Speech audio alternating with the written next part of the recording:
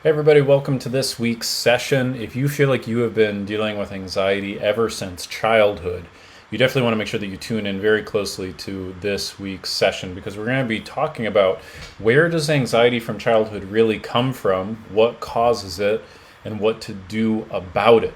Now, if you're new to our community, welcome. My name is Ty Hicks, founder of mentalhealthcoaching.com and Mental Health Solutions International. And we help people reduce anxiety typically by at least 75% in 90 days or less for our clients. And we also put out this free content out there so that you guys can have tools and tips and tricks and understandings to really get your mental health at the level that you deserve to have it. I am going to be answering any questions that you guys put inside of the chat at the end of my content today. So go ahead and put in any questions that you have. And what I'd really love to see is if you can hear me, can you just go ahead and put the word yes in the chat just so I can make sure our technology is working correctly. Just go ahead and put the word yes in the chat. That would really help me. But I see some coming in, so everything seems to be working. So let's go ahead and jump right into it. Now, there are three things that if you really truly want to overcome anxiety that you're gonna need to know how to do. And we share these a couple times. You'll hear me repeat these many times, and it's because I really want you to remember them. If you really truly want to make sure that you move beyond just coping with anxiety, but you really truly get the anxiety out of your life for good, and I'm talking about at least a 75% reduction and ideally an elimination, there are three key things that you must learn how to do. These are the three phases that we always take our clients through. Phase one is you have to get to the real root cause of the anxiety, and that's going to be the subject of today's content. Number two, what you have to be able to do is you have to retrain the brain to think and feel positively by default. What that means is training your brain to feel content, calm, confident, whatever your target state would be, instead of feeling anxious, out of control, uncertain. Okay, we have to train the brain. We have to use conditioning mechanisms, not just coping mechanisms. And that's why a lot of people get stuck for years or even decades because they're only using coping skills. They never learn conditioning skills. So you must do that, number two. And then number three, you must have a bulletproof relapse prevention plan in place. You must have those three things. If you're missing one of those three things, you're definitely not going to have the anxiety reduction levels that you really, really want to have. Now, last week I covered the third one a little bit. We touched on that one a little bit about relapse prevention. Today, I'm circling back to the top and I'm talking about how to deal with your anxiety at the real root cause. Okay, now what does that mean, dealing with your anxiety at the real root cause? Well, there's many, many different layers to talking about that, but basically the real root cause of your anxiety has to do with this fancy term that we use called your model of the world. Okay, another term for this would be your belief systems. Now, a lot of you guys might have a tough time believing that the source of your anxiety has to do with your beliefs, because for many of you, your anxiety is more so about basically kind of being like in survival mode. So for example, your mind might anticipate getting into a car accident when you start driving your vehicle, or you might imagine passing out when you are going to the grocery store, or something along those lines. Or you may even just be feeling anxious and you really have no clue why. You can't really put your finger on it. And so for me to say to you that the source of the issue is in your belief systems, you might have a tough time with that. That may not quite register for you just this exact second. But I want you to stick with me because what I'm going to share with you, I think will make a lot of sense. Okay, now, one aspect of your model of the world, well, first of all, what does model of the world mean? Well, basically what that means is that everybody has a particular set of beliefs about how life is supposed to be. And in particular, we have a set of beliefs about who we are supposed to be. And you might be nodding along going, yeah, Ty, I don't think I really have that. I don't think I have a set of beliefs about who I have to be. And I'm going to call bullshit. Yes, you absolutely do. Because if you were raised by a set of parents, or even, you were adopted, or even if you raised yourself or by a sibling or whatever, everybody creates a model of the world. We create a set of beliefs about who we can be, and even more importantly, we create a set of beliefs about who we cannot be. And we're going to be talking about that in a second. And the first critical question that you want to ask yourself if you really want to get to the real root cause of your anxiety, especially if you've been dealing with anxiety for a long time, like all the way back since childhood.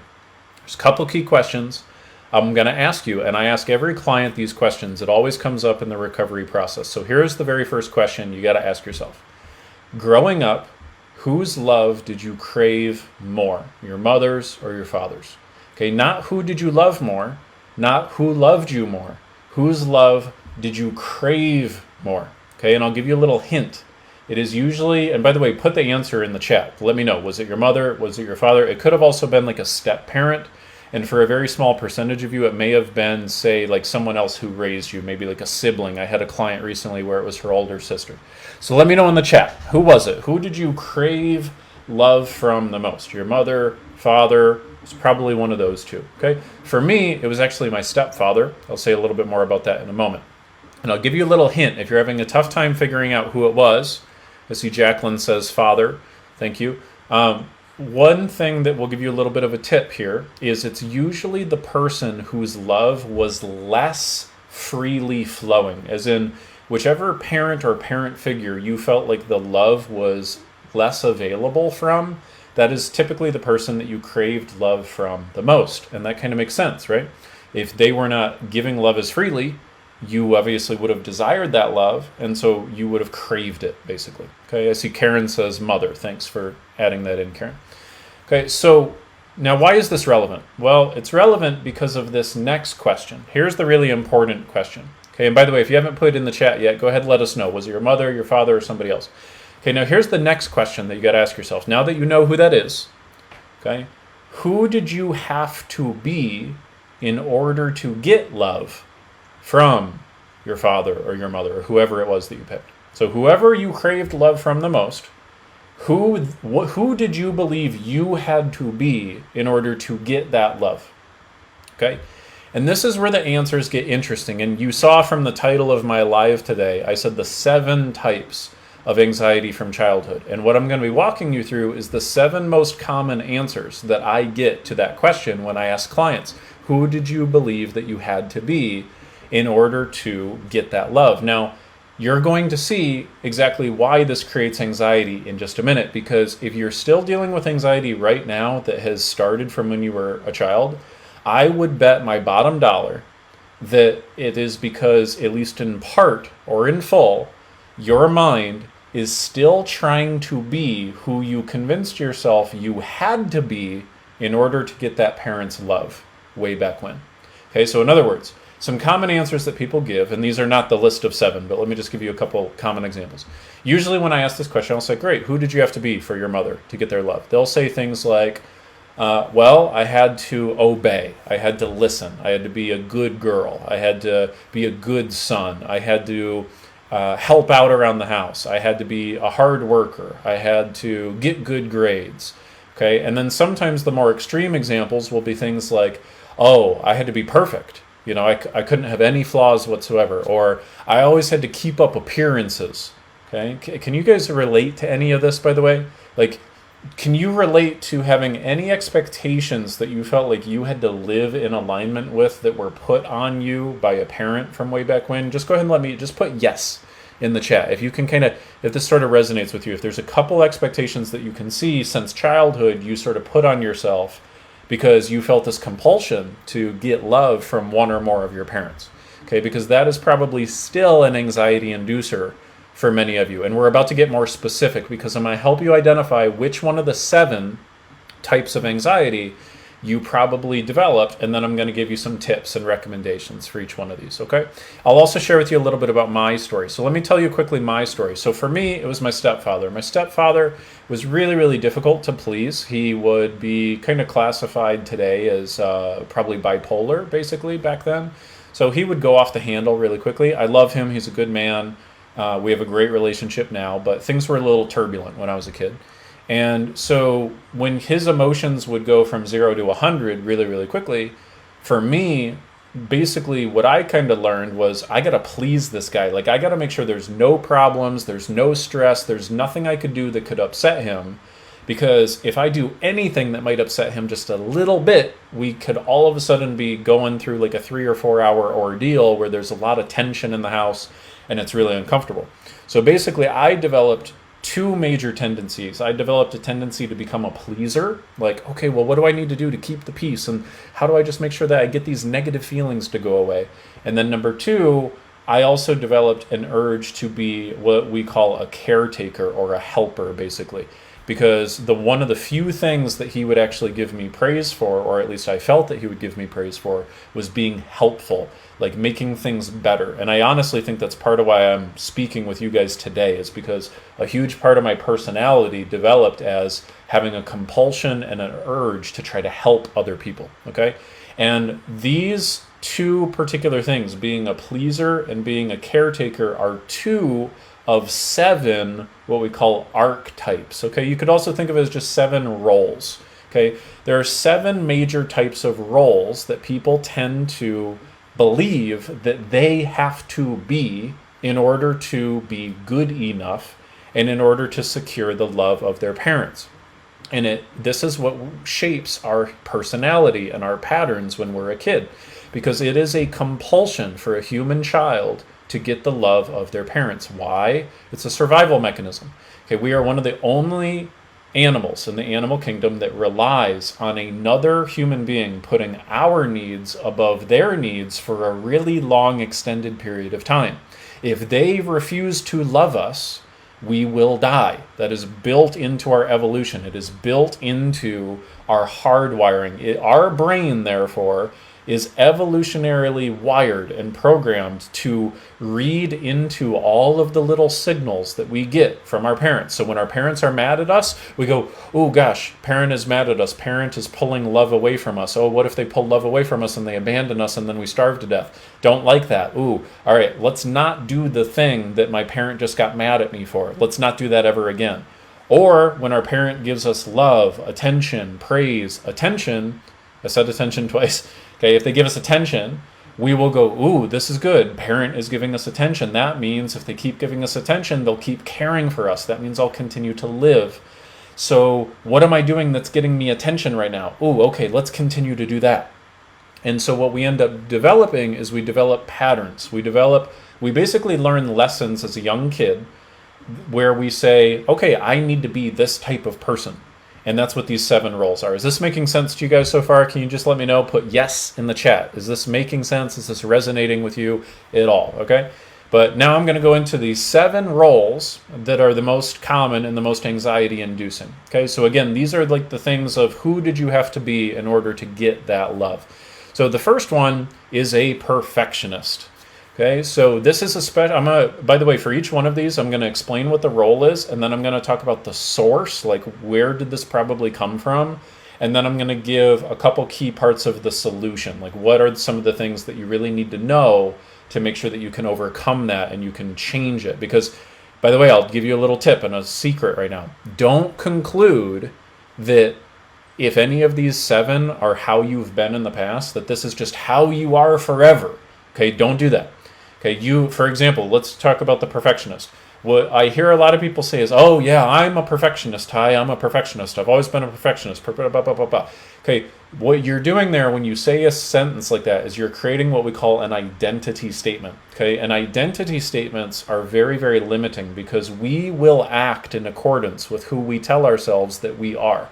So when you tell yourself, I am a perfectionist, you're not just saying, I have a tendency to try to be perfect, or I have perfectionist patterns.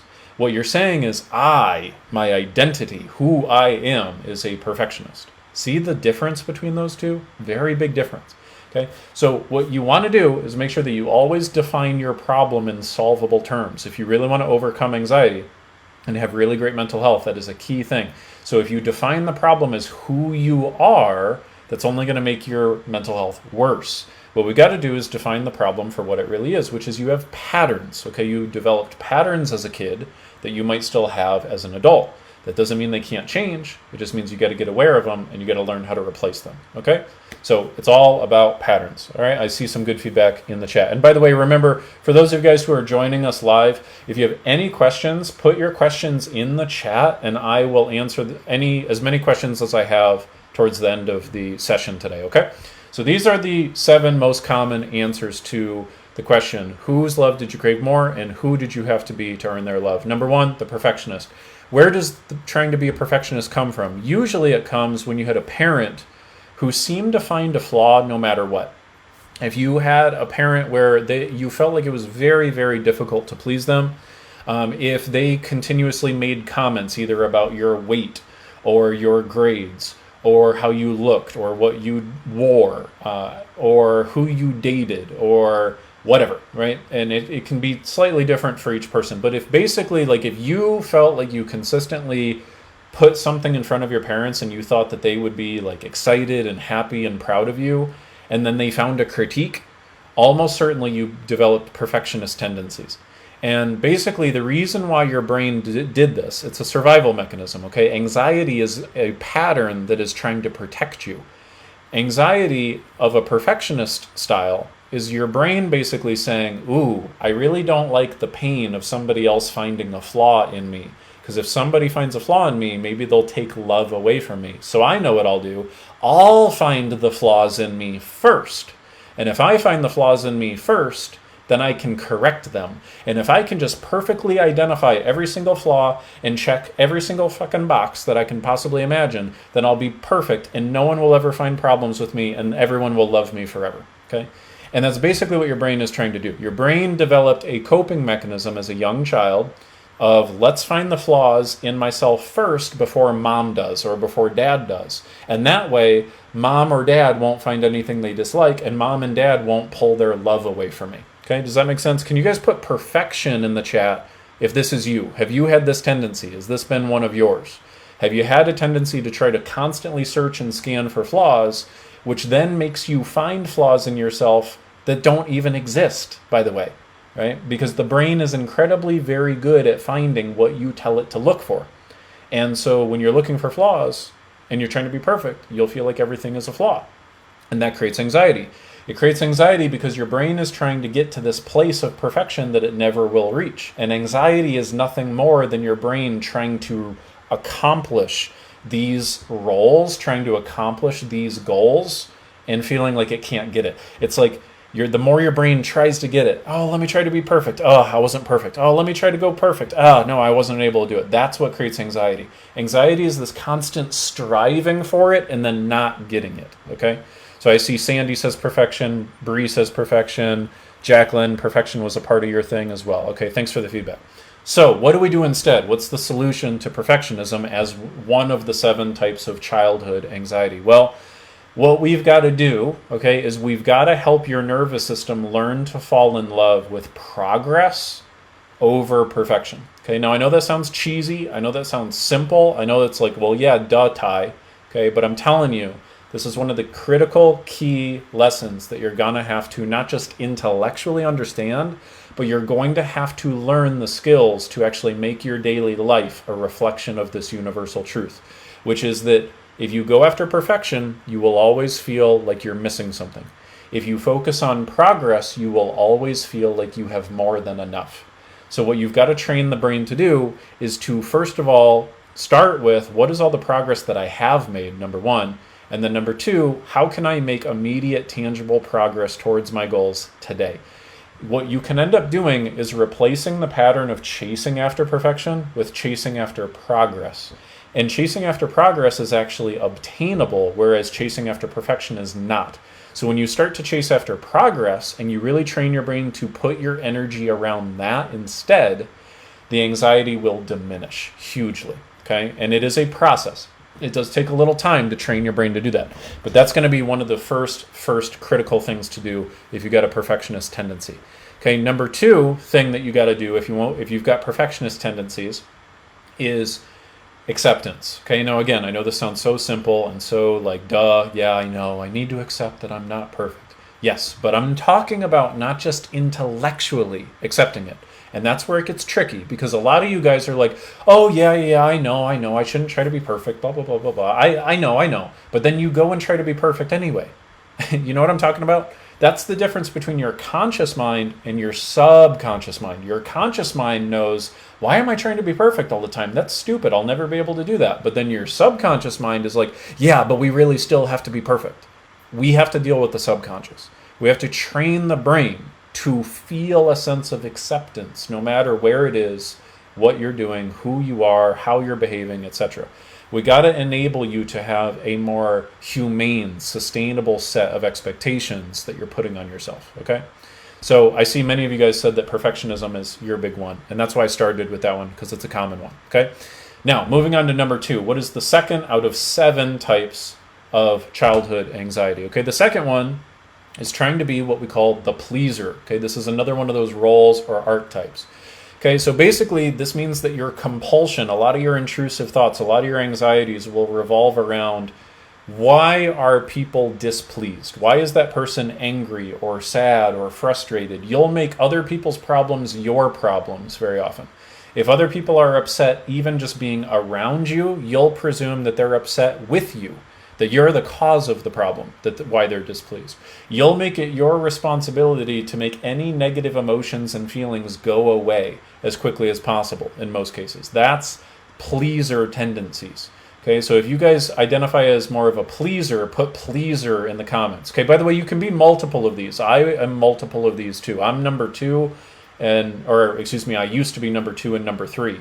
But we'll get to that in a second, okay? Now, where does being a pleaser, trying to be a pleaser, come from? Well, it usually comes when you grew up in an environment where you felt like you had to keep the peace, where you felt like you had to keep things stabilized. It is very common for people when they had a parent where, like similar to the story I was just sharing, where like things would go from 0 to 60 really, really quickly, or if there were a lot of extreme emotions in your household. Those are some of the common reasons when there'd be a pleasing tendency. There'd be another common tendency if you simply felt like you had a parent that was tough to please, or a parent who felt like if they articulated to you that it was your job to please them. So for example, like if you had a parent who said like, you need to listen to me and do what I tell you just because I told you this is what you need to do. Right? That means that your brain goes, oh, okay, cool. So right and wrong and morality is kind of gray area. I just need to do whatever dad says. All right, whatever will please dad, that's my North Star. That's my compass. That's my true north, basically. Okay, and that's what created a people-pleasing tendency. Okay, so I see Karen says pleaser. Any of you other guys who have had a pleaser tendency, let us know. Okay, so the reason why this creates anxiety, by the way, here's a simple way to understand anxiety. Maybe write this down or just really listen to me very clearly right now. You could think of anxiety as nothing more than your brain trying to constantly get what it feels like it has to get, but that it cannot get. Let me say that one more time. You could think of anxiety as simply the process of your brain constantly trying to get what it believes it has to get, but that it cannot get. Okay, so in other words, if I create a belief system, a model of the world that I have to be perfect, what are the chances that I'm going to ever achieve that? 0. So long as my brain keeps trying to feel perfect, that's going to create anxiety. Same thing with pleasing. What are the chances that I'm going to be able to please all people all the time in all situations? 0. So the more my brain constantly tries to please everybody, the more anxiety I'm going to have. Does that make sense to you? These are basically like 2 unwinnable games, and there's 7 of these unwinnable games that we sometimes convince ourselves that we have to try to win, and that's what causes anxiety. So what's the solution with pleasing? Well, there's a couple key lessons that have to be learned, and I don't just mean intellectually learned, I mean trained into your body. Remember I told you, you really want to overcome anxiety, you got to do step 2, which is retrain the brain to think and feel differently. You can't just know it, okay? Because if all it took was intellectual understanding, everyone would be just fine, right? If all it took for us to have great lives was intellectual understanding, nobody would be out of shape and overweight. Nobody. Because everybody intellectually understands what it takes to be in good shape. The reason why we're not in good shape is we haven't trained ourselves with the right habits and rituals to actually abide by what we know. Okay? So, what is the solution for a people pleasing tendency person? I see, oh, by the way, we've got a comment from Joan.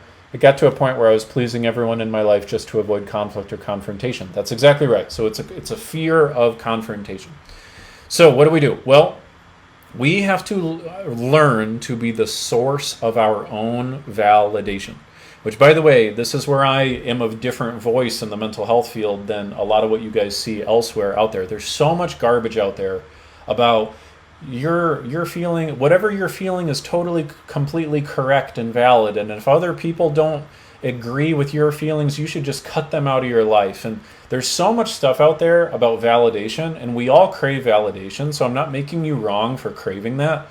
But validation, when we want to make the entire outside world validate us, we're screwed. That's not going to work. It's not going to happen that way. That's going to make you feel constantly in reaction to your environment. That's going to make it where other people are in charge of whether you feel fulfilled as opposed to you being in charge of whether you are fulfilled. So if you want to be the one in charge of whether you feel fulfilled, you must become the source of your own validation.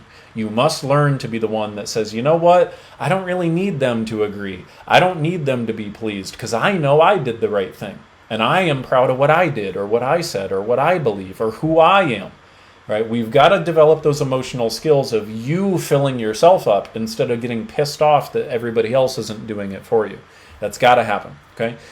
Then what we also got to do is we got to make sure that we learn how to play the game of life from the inside out, not the outside in. Okay? You've got to be the faucet that basically fills yourself up with love first, as opposed to craving it from everybody else, because that's just going to make you resentful and angry. So we got to train that pattern in. Okay? So number 3, what is the third out of 7 types of childhood anxiety? It is trying to be an achiever. This was another one of big ones for me. Okay, so basically, like if you feel a compulsion to do big things, to create big things, to accomplish big goals, to be exceptional, to be superior, to get a gold star, to win the competition, to get a promotion, whatever it is, okay, to do something that is above average, okay, that would mean you have tendencies of trying to be an achiever and that you have probably linked your sense of self-worth with achievement. Okay, so where does this come from? Well, the source of this is usually if you had a parent who rewarded you for achievements, right? Or a parent on the flip side of that who critiqued you for not being exceptional enough. So like, let's say you brought home an A and they said, why wasn't it an A plus? Or you did bring home an A plus and they said, hey, wow, good job, you're smart, like good job, okay? Or you brought home, like you scored the goal in the soccer game, right? And like your dad was not really present or around very much, but he was there at the soccer game.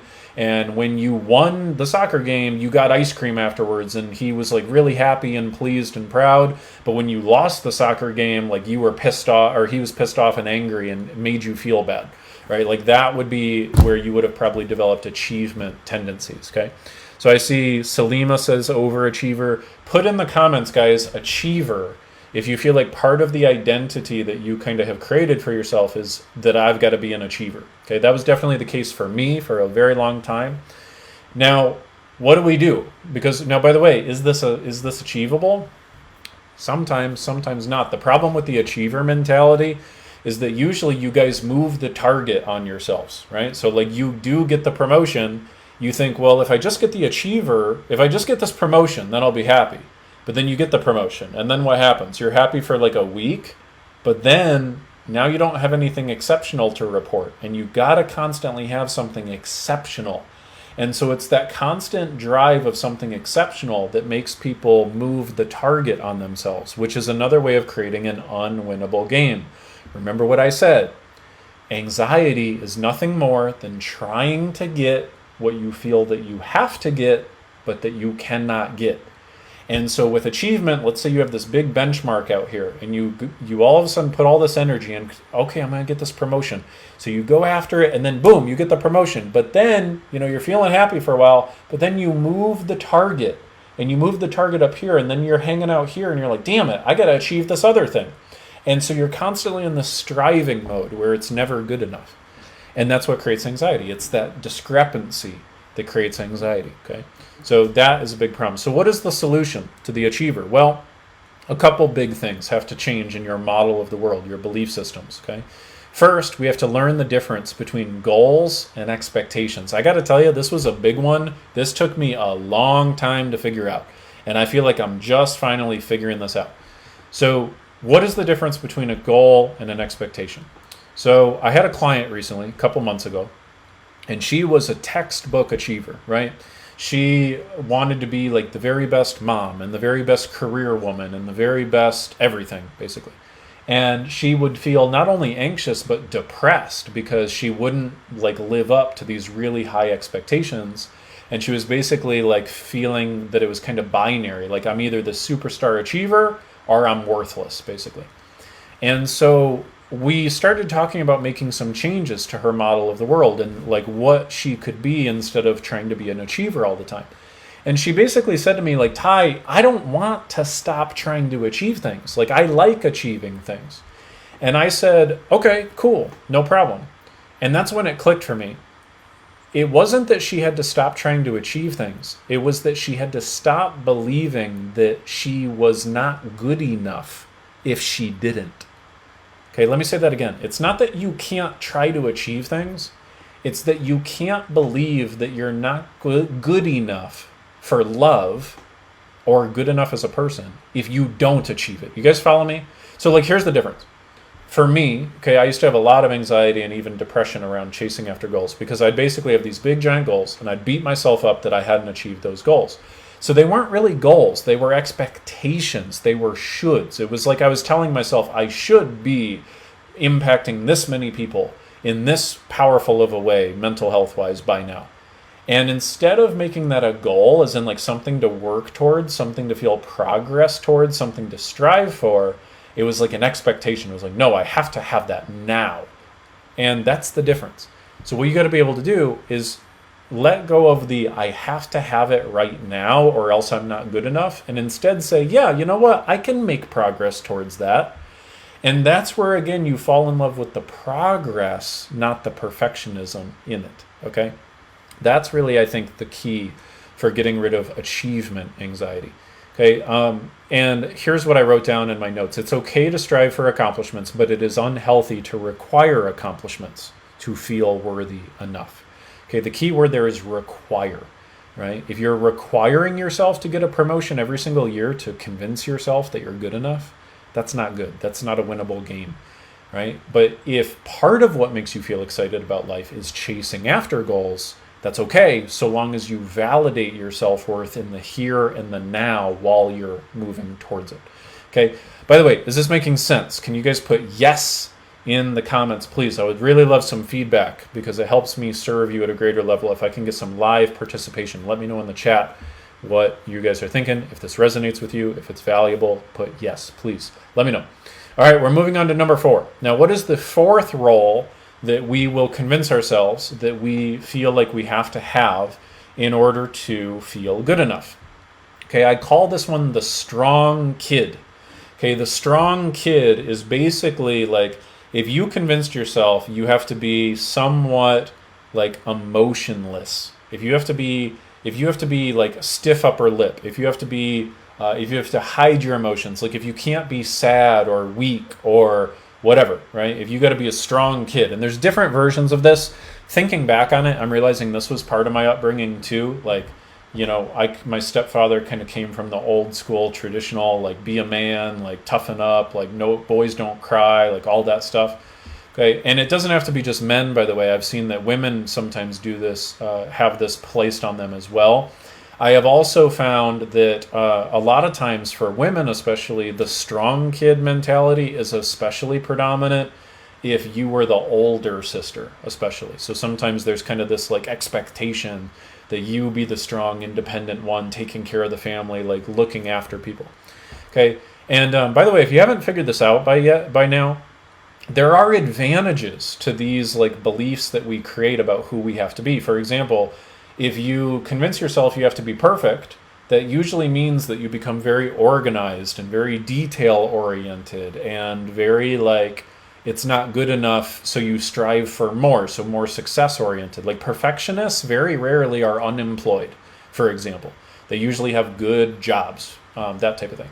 If you had a tendency to want to please everybody, the benefit of that a lot of times is that people think of you as a caring person. Usually when people say, I'm an empath, what they really mean is they constantly try to please everybody. So they tune in to what other people's feelings and emotions are, so they can read what those feelings and emotions are, so that then they can like get rid of the emotions and then be like, oh, cool, finally I feel good about myself. That's usually what people mean when they say, I'm an empath. No, it's just you have a pattern of trying to please.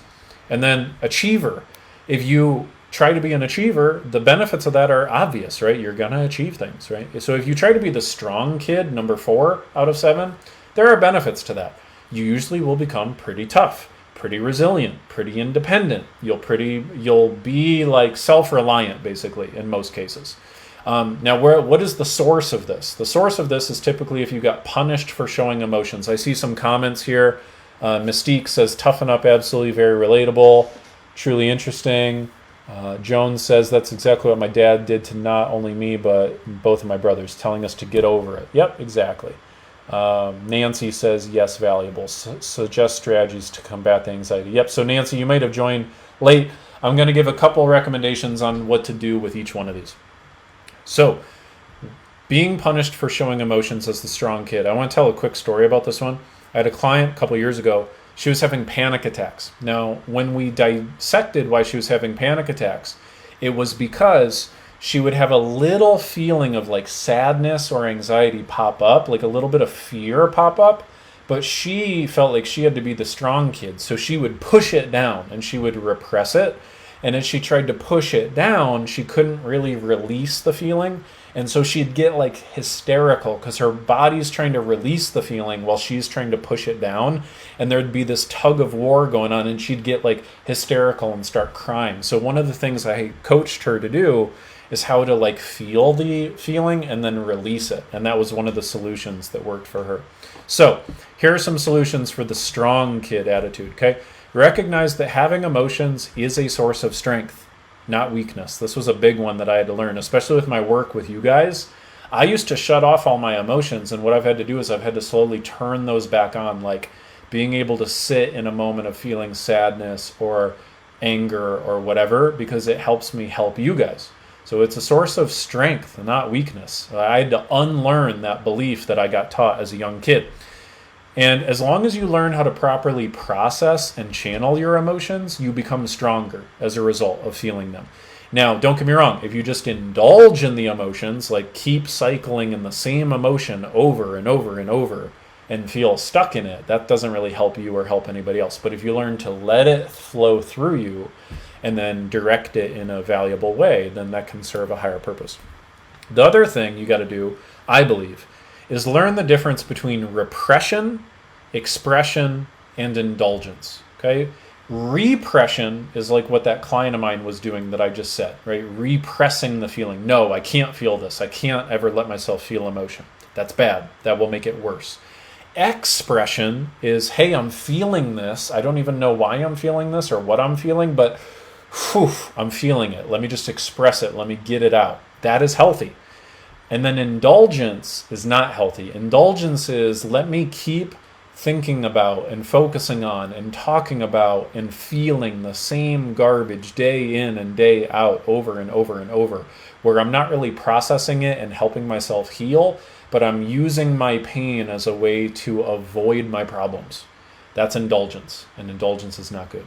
What a lot of people do is they indulge in their negative emotions and they really want other people to validate that they're feeling a certain way as opposed to moving through their feelings. Like they indulge in the cyclical negative feelings. They don't know how to effectively process and heal those negative emotions. And so they feel not good enough because they're feeling that pain and they don't know how to process it. And so then they crave other people to validate them constantly. And they get pissed off and angry when other people say anything that might challenge how they feel. It's because then all of a sudden they feel not good enough. Like that's proof that they shouldn't be feeling what they're feeling. So the trick, of course, is how do we master our emotions, not try to make our emotions perfect. And that's why, for instance, our program with our clients we call mental and emotional mastery. Not mental and emotional control, not mental and emotional perfection, mental and emotional mastery, because mastery means you're the one in charge. It means, yes, you're not perfect. It means, yes, you're not totally in control, but you are the one in charge of where you direct your thoughts and your feelings and your emotions. Okay, that's the key thing. You're never, ever, ever going to be totally in control of your thoughts and feelings, but you can be the one in charge of your thoughts and your feelings. And that's all that really matters. Okay, so strong kid. By the way, let me know. Put in the comments, strong kid, if you feel like that was something that you had to be. Okay, moving on to number 5. Is the caretaker. Okay, give me 2 seconds. I'm going to take a drink of water real quick. All right, the caretaker. So where does the caretaker come from? The caretaker typically arises when you have a parent, when you had a parent or a sibling that you were expected to look after. Okay, so like if it was basically some type of responsibility of yours to look after or care after somebody else. That could have been a sibling, or in many cases, it could have even been a parent. So I had a client once who was in her late 20s, and she was engaged, and she wanted to move out of her house and go live with her fiance, but she felt conflicted. She felt like she also had to stay home and take care of her mother. Her mother is 20 years older than her. And the reason why she felt like she had to take care of her mother is her mother had an accident and a divorce and got unemployed all within like a 2-year period. And so basically as a teenager, my client felt this huge urge of, I got to take care of my mom. And so that created anxiety for her, because not only with her mother did she feel like she had to constantly solve her mom's problems, which were never ending, but she also felt like she had to take care of everybody else. And so she became kind of a caretaker for her fiance and for her siblings and for her coworkers and for everybody else.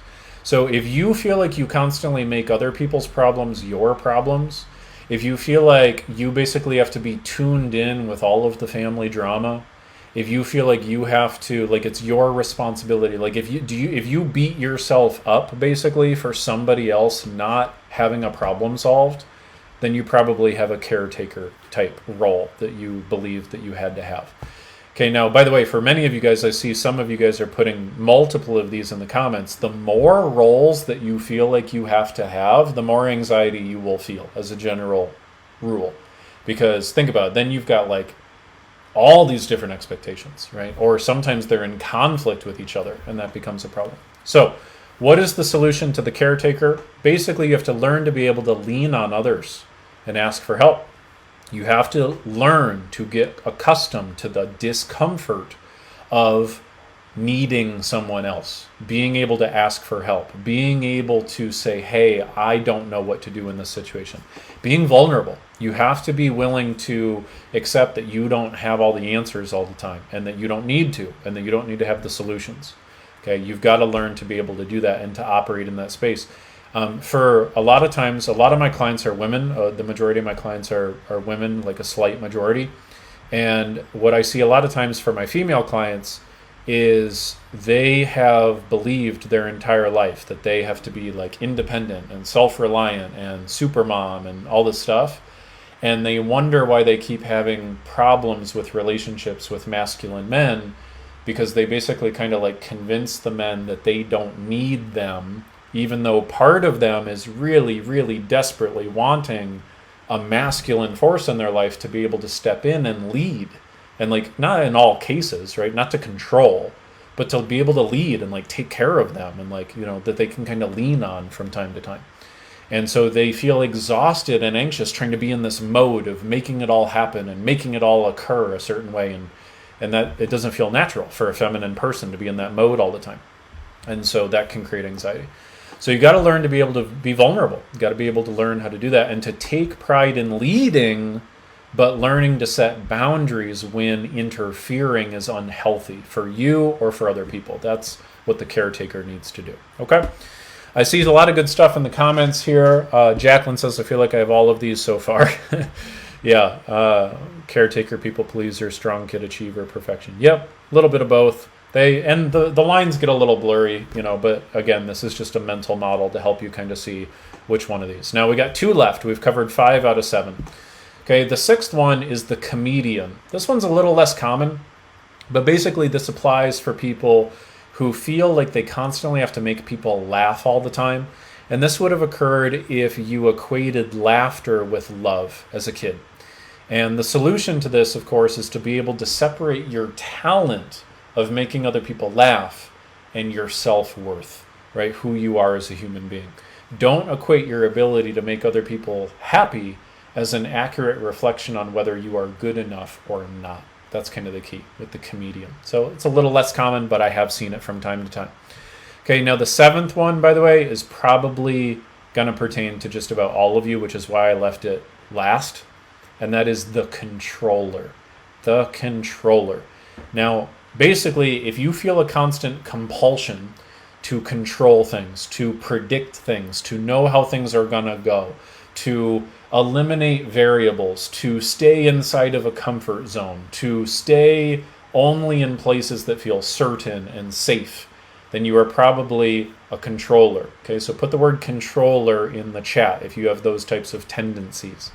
Okay, now the reason where this would have arisen from is if you had something that occurred in the past that was unexpected and that was scary and that was painful for you, and your brain went, I don't like that. I don't like being surprised with that type of pain. I don't want to have that type of pain again. I know what I'll do. I will predict the next pain that occurs before it occurs. And that way, if I can predict it, I can control it. And if I can control it, I can prevent it. And that's where that anxiety arises from. Now, remember what I told you before. I'm going to say it again. Anxiety is nothing more than your brain trying to get what it feels convinced that it has to get, but that it cannot get. Now, if your brain is saying, I gotta be totally safe and in control, you're not going to be totally safe and in control in a good number of situations in your life. And this shows up in all sorts of ways. It can be, I got into a car accident when I was in my teens, and now I feel anxious whenever I'm in a car. It could be, I was in a relationship for 10 years, and then we got divorced, and I felt totally unexpected to me. And now I worry that that type of pain is going to occur again. And so now I feel so much anxiety about even going on a date because I want to be sure that it's going to work out. And because I can't be totally sure, I don't end up going on the date because of my fear of rejection or abandonment. Right? So it can be all sorts of different things like that. Or I really want to make friends, but I am not totally sure and I don't feel like I've got control over how people respond to me, and I really need to be sure that they like me. Because I can't control that, I'm going to avoid that. Okay, those types of things. So the solution to this is that, well, first of all, let me talk a little bit more about the problem. The problem is that your brain has decided that you need to be totally 100% certain in order to be safe. That if you can just be totally certain, then somehow you will be safe. But the problem is those two things are not the same thing whatsoever. First of all, you can never be 100% certain, so your mind will constantly chase something that it can't get. And number two, even if you have total 100% certainty, that doesn't mean that you're going to have safety. Okay, it's just not going to happen like that. And finally, certainty does not mean safety. It just doesn't. Like, being totally certain does not mean you will be safe. That's not how it works. So what's the solution? Got to train the brain to be comfortable in uncertain situations. You will feel anxiety in direct proportion to how much certainty you convince yourself you have to have. So if you tell yourself, I got to be certain when I drive my car, and I got to be certain when I go out to the store, and I got to be certain when I go on a date, and I got to be certain here and here and here and here, the more of those you have, the more anxiety you will have. So you got to train your brain to be comfortable with uncertainty. Got to recognize that being certain does not guarantee safety, and that 100% certainty is never obtainable. You got to choose something else as your North Star in your life besides certainty. Something that is actually obtainable. Something like growth or contribution to other people or love and connection with other people. And you've got to derive your certainty from within as opposed to trying to check a million boxes outside of yourself to then feel certain. So again, we got to play the game of life from the inside out, not the outside in. Okay? So please let me know in the chat which one of these 7 you feel like you resonated with the most. I see many of you guys listed out several of these. Which one of these do you feel like you resonated with the most? And finally, for any of you guys who want to sort this out, okay, I can tell you this is very, very tough to figure out on your own. Very, very difficult to get rid of this type of anxiety on your own. Damn near impossible, honestly. But if you feel like it is absolutely a priority, we do still have a couple final slots left as a client. I literally have 4 slots left for one-on-one clients for this month. If you would like to be considered, simply let us know in the comments. Just go ahead and put the word session, and what I'll do is we'll set up a completely, totally free 30-minute coaching session where I'll help you directly one-on-one. And then if you love what your experience is like on that one-on-one free coaching session, then we can set up a follow-up call to talk about becoming a client. But that way I can deliver some results for you in advance. And then if that all works great and you're liking what you hear, then we'll see if working together to get this thing solved is really a good fit. And if we take you on as a client, we will put in writing a guarantee that I will work with you one-on-one to get your anxiety reduced by at least 75% in 90 days, or I continue working with you one-on-one until we do, okay? So if you would like us to do that, just go ahead and put the word session inside of the comments, and either myself or a member of my team will go ahead and reach out, and we will invite you to set up one of those free calls and see if we can take you on as a client, okay? But thank you guys so much for all of your attention. I didn't see any questions in the chat, so I'm going to end it here. But thanks so much for your participation. We will see you guys. We do these lives every single Thursday at 6 p.m. and then we post the replays on our podcast. So wherever you're joining, thanks for tuning in. I will see you guys next week. Take care. See ya. Bye.